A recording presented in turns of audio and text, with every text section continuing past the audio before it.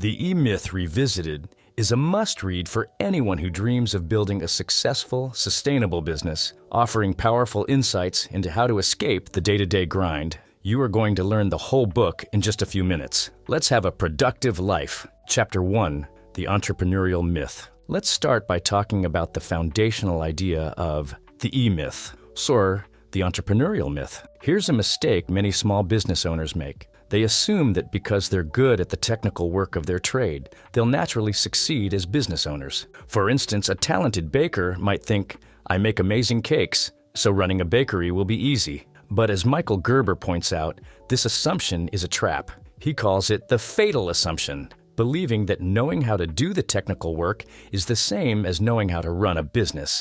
Gerber introduces the concept of the entrepreneurial seizure, which is that moment of inspiration or frustration when someone decides to start their own business. It's often driven by emotion, like wanting independence or disliking a boss, but it rarely considers the realities of entrepreneurship. This is why many small businesses fail. They're built on a shaky foundation of incorrect assumptions. The lesson here is to recognize that running a business requires more than technical skills. You also need to balance the roles of entrepreneur, manager, and technician. Take time to reflect. Why are you really starting a business? Are you prepared to take on tasks beyond your technical expertise, like planning, organizing, and innovating? Start identifying how these roles show up, or don't, in your current operations. Remember, success is about mastering the art of running the business, not just doing the work. Please don't forget to like the video and subscribe to the channel. Thank you.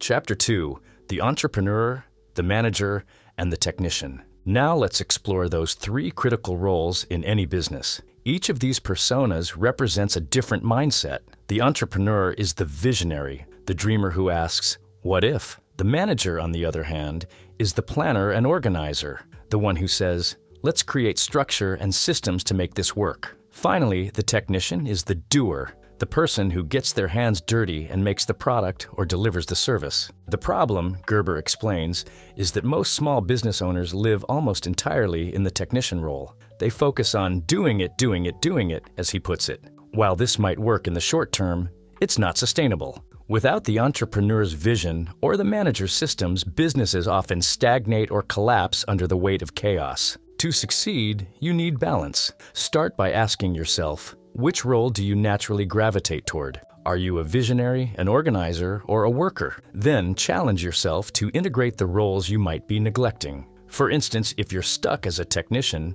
set aside time to think like an entrepreneur. What's your long-term vision for the business? Or think like a manager. How can you create systems to support that vision? Balancing these roles is key to avoiding burnout and creating sustainable growth. Chapter 3, Infancy, the Technician's Phase. Next, we move into what Gerber calls the infancy phase of a small business. This is the stage where the owner does everything themselves, living as the ultimate technician. They're the one baking every cake, answering every email, and fixing every broken chair in the shop.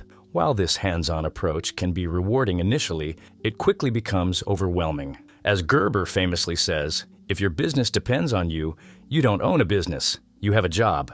Businesses stuck in this phase hit a ceiling. The owner's time and energy become the business's main bottlenecks, which limits growth. And often, this leads to burnout. To move past infancy, you need to start letting go of tasks and creating systems that allow others to take over parts of the work. Here's where to start. Write down your daily processes. Think about tasks that can be automated or delegated, like inventory management or customer service. Then focus on creating repeatable systems. Something as simple as a checklist can go a long way. The goal is to make the business less dependent on you and more capable of running independently. This is how you turn a job into a real business. Chapter 4, Adolescents Getting Some Help. This is a turning point where owners recognize that they can't do it all alone. They need help. Maybe they've been doing every task themselves, from invoicing to customer service to fulfilling orders. At first, bringing in help seems like a relief, but it often introduces new challenges. Delegating effectively requires more than just hiring someone. It demands systems and clear expectations. Gerber describes this phase perfectly. Adolescence begins at the point in the life of your business when you decide to get some help. However, he warns, many business owners fail to realize that systems run the business and people run the systems. Without robust systems, you might become overly dependent on a single employee, which can create chaos if they leave or fail to perform. Worse yet, some business owners never fully let go of tasks, micromanaging instead of delegating. The solution is to start small. Begin by delegating manageable tasks to build your confidence in trusting others. At the same time, establish clear guidelines for your employees so they know exactly what's expected. Create systems, checklists, standard operating procedures, or templates that employees can follow without needing constant supervision. This approach allows you to scale your business while maintaining quality and consistency. Remember, effective delegation isn't just about handing tasks off, it's about empowering your team with the tools to succeed. Chapter 5. Beyond the Comfort Zone. Many businesses hit a plateau not because they lack potential, but because their owners hesitate to step outside their comfort zones. Gerber emphasizes that comfort is the enemy of growth. This chapter challenges us to confront that reality and embrace discomfort as a necessary part of success. Growth often requires taking risks, letting go of control, and seeking new opportunities, even if they feel uncertain or intimidating. A great example might be deciding to expand into new markets, raise prices, or adopt unfamiliar technology. These changes feel risky, but without them, businesses stagnate. Gerber writes, "Every extraordinary business was built by someone who had the courage to think differently." Fear of failure or resistance to change can easily trap a business in mediocrity. To overcome this, owners must adopt a mindset of continuous learning and improvement. Start by identifying one area where fear or hesitation is holding you back. Take a calculated risk in that space. It doesn't have to be monumental, but it should stretch you beyond your current limits. Make a habit of setting ambitious goals that challenge you and your team. When failure happens, reframe it as a learning opportunity. Each stumble is a step toward mastery. Remember, growth begins where your comfort zone ends. Chapter 6. Maturity and the Entrepreneurial Perspective. Gerber describes maturity not as the size or age of a business, but as its clarity of vision and ability to scale sustainably. Mature businesses operate with systems that don't rely on the owner's constant input. Instead, they're driven by what Gerber calls the entrepreneurial perspective. This perspective asks a simple but powerful question: how must the business work? A mature business has a clear plan and operates with the end goal in mind. It contrasts sharply with businesses stuck in the technician or manager phases, where chaos or stagnation often reigns. Gerber writes, "A mature business knows where it's going and has a plan to get there." This mindset requires owners to shift from reacting to daily demands to proactively designing their business for long-term success. To cultivate maturity, start by defining your long-term vision. What do you want your business to achieve in the next 5 or 10 years? Once that vision is clear, align your daily activities with those goals. Continuously refine your systems to ensure they can scale as the business grows. Most importantly, focus on building a business that thrives without your direct involvement.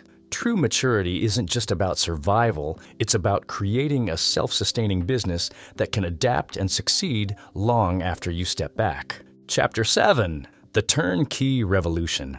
Michael Gerber introduces this concept as a revolutionary way of thinking about business. The idea is to build a business that operates seamlessly without relying on the owner's constant involvement. Think of it like this: the true success of a business isn't about how hard you, the owner, work. It's about how well your systems work.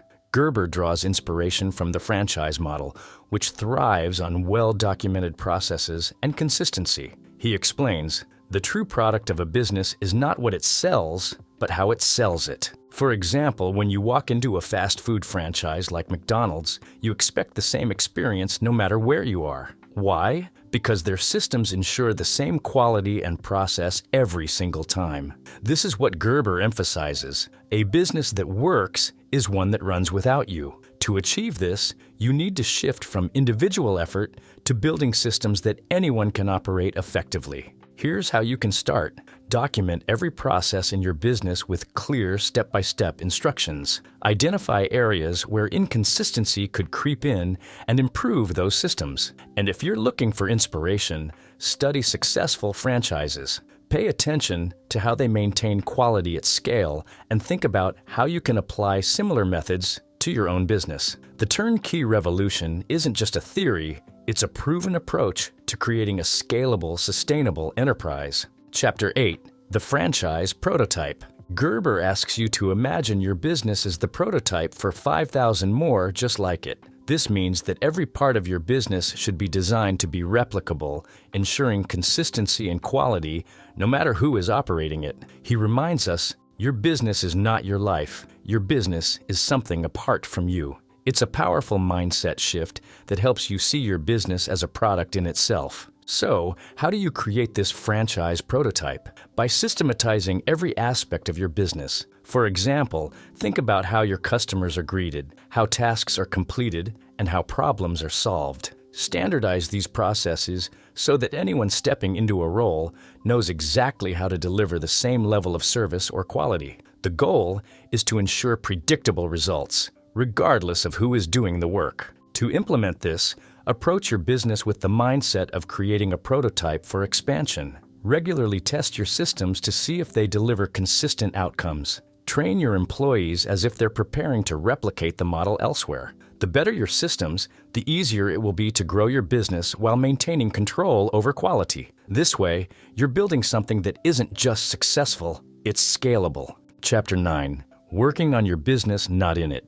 Gerber highlights the danger of getting stuck in daily operations. When you're constantly handling tasks like customer service, inventory, or troubleshooting, it's easy to lose sight of the bigger picture. As he puts it, if you're working in your business, you're working on the wrong thing. The goal is to create a business that thrives independently of you. Think about it this way. The purpose of going to work each day isn't just to get things done, it's to build a business that works without you. By stepping back and focusing on strategic growth, you free yourself to innovate and plan for the future. Imagine having the time and energy to launch new products, explore new markets, or fine-tune your vision. That's what working on your business enables you to do. So how do you make this shift? Start by carving out time each week to focus solely on strategic planning. Delegate operational tasks to employees or automated systems wherever possible. And regularly evaluate your business to ensure it's moving toward independence. Now remember, the ultimate success of your business isn't measured by how much you work. It's measured by how well your business works without you.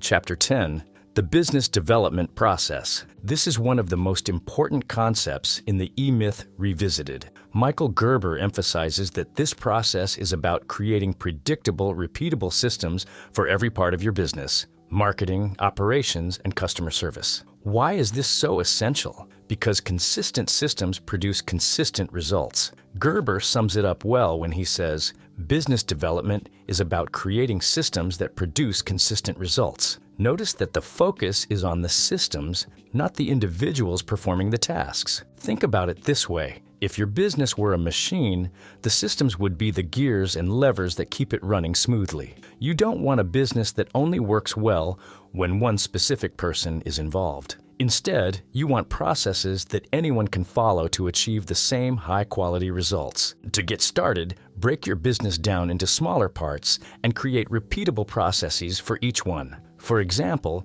your marketing efforts should have a step-by-step strategy that can be executed no matter who's in charge. Regularly evaluate these systems to ensure they align with your vision. The ultimate goal is to build processes that deliver consistent outcomes, freeing you, the owner, to focus on scaling and growth rather than firefighting operational issues. Please don't forget to like the video and subscribe to the channel. Thank you.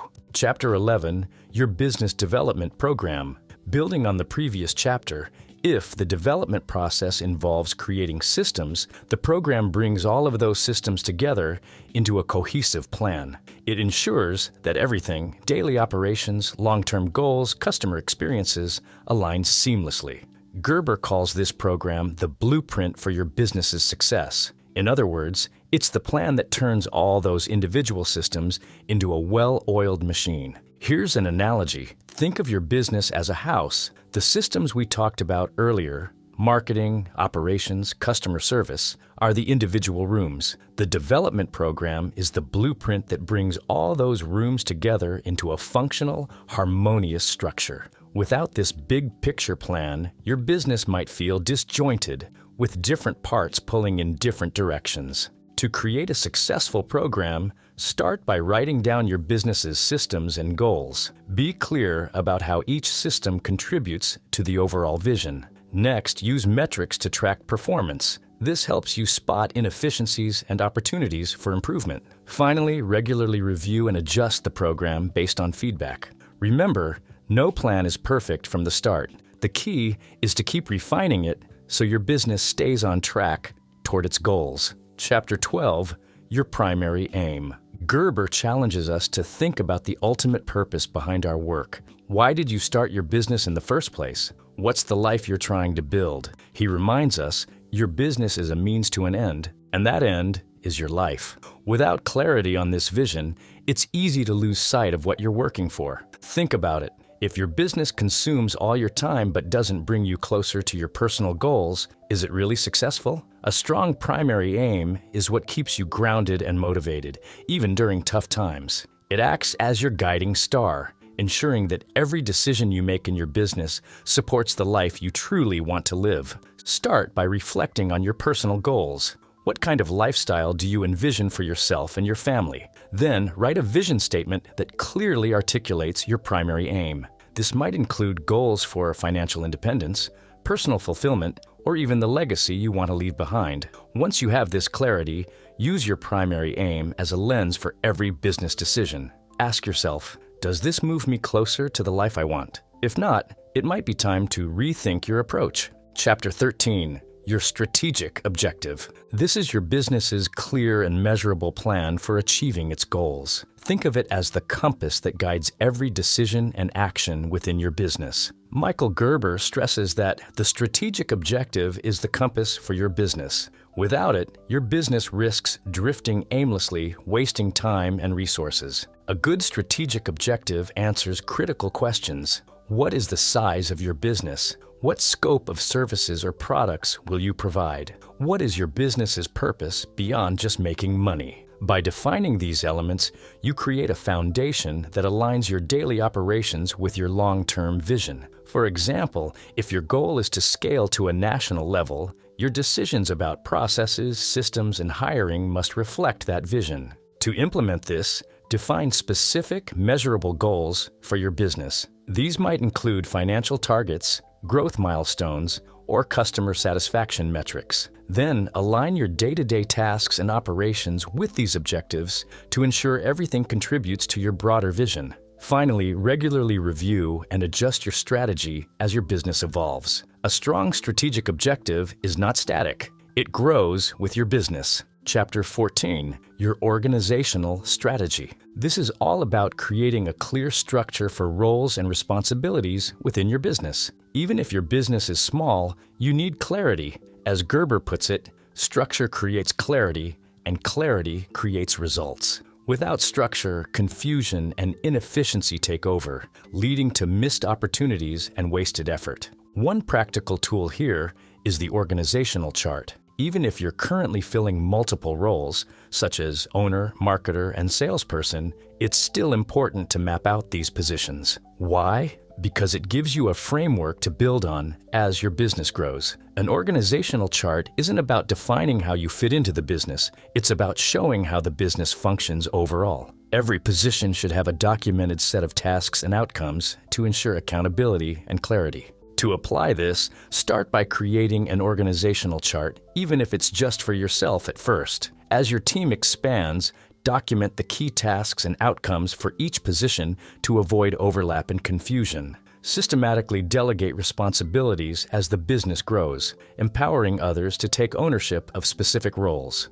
With a strong organizational strategy, you'll set your business up for sustainable growth. Chapter 15. Your management strategy. Effective management isn't about controlling people, it's about creating systems for accountability, feedback, and performance measurement. Gerber makes this distinction clear when he says, Managers manage systems, not people. The role of a manager is to ensure that systems are followed and employees have the tools they need to succeed. Imagine a scenario where a manager spends all day putting out fires and micromanaging tasks. This isn't effective and leads to burnout for both the manager and the team. Instead, good management means creating a predictable environment for success. This includes clear expectations, regular feedback, and systems that employees can rely on to perform their best work. Here's how you can put this into practice. First, set clear expectations and performance metrics for your employees. Make sure everyone knows what success looks like in their role.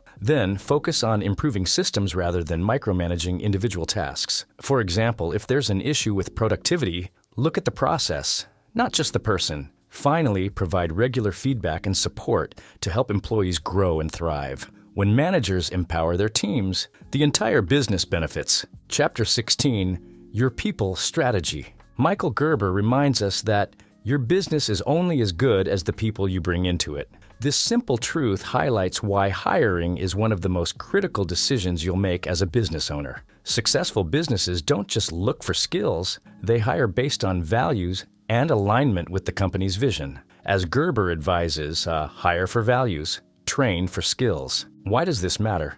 Because people who share your company's values will naturally align with its goals and culture, making it easier to build a cohesive, motivated team. But hiring the right people is just the beginning. To retain top talent, you need to invest in their growth through training and development. Employees who feel supported and see a path for growth are far more likely to stay and contribute to the long-term success of the business. Here's how to put this into practice. Start by developing a hiring process that prioritizes cultural fit and shared values over technical skills. Once you've built your team, create training programs that help employees grow within the company. Finally, focus on fostering a positive and purpose-driven workplace culture. A strong people strategy ensures your business thrives because of its people, not despite them. Chapter 17, Your Marketing Strategy. Gerber emphasizes that marketing is not about selling what you make. It's about making what people want. To succeed, your marketing must center on understanding and meeting customer needs, and it must do so consistently. As he puts it, your marketing strategy should deliver a consistent and predictable experience. Think about your favorite brands. What sets them apart? It's likely their ability to understand your needs, craft a compelling message, and deliver on their promises. A strong marketing strategy not only differentiates your business, but also builds trust and loyalty with customers. And to make this happen, you need systems in place. Marketing efforts should be measurable and repeatable so you can track what works and refine your approach. To get started, take the time to research your customers' preferences and pain points. Use what you learn to refine your offerings and create a clear, consistent message that sets you apart from competitors. Finally, develop repeatable systems for your marketing efforts, ensuring consistent performance over time. When done well, marketing becomes a growth engine for your business. Chapter 18, Your Systems Strategy. Gerber calls systems the glue that holds your business together. Without them, even the most talented team can struggle. A well-designed system ensures that every aspect of your business delivers consistent results. And as Gerber points out, a system-driven business delivers consistency regardless of who operates it. Think of systems as the recipe for your business. Just like a great chef can replicate a dish perfectly every time by following a recipe, your team can replicate success by following your systems. These systems reduce reliance on specific individuals, which makes your business more scalable and less vulnerable to disruptions. To apply this, start by documenting processes for all core functions of your business, from operations to customer service to marketing. Regularly review these systems to improve efficiency and address any weaknesses. And most importantly, design your systems so they can be operated by anyone, not just the most experienced team members. A strong system strategy makes your business more efficient, predictable, and valuable. Please don't forget to like the video and subscribe to the channel. Thank you. Chapter 19, A Letter to Sarah. Finally, we come to Chapter 19, the book's conclusion, which is presented as a heartfelt letter. In it, Gerber reflects on the deeper lessons of the book, connecting the dots between business success and personal fulfillment. He reminds us that a business is only as extraordinary as the life of the person who leads it. In other words, building a great business starts with building a meaningful life. This chapter encourages us to think beyond financial success and consider how our business serves our broader life goals. Gerber writes, "The purpose of a business is to give you more life, not take it away." If your business is consuming you, leaving no room for personal growth or happiness, it's time to reevaluate.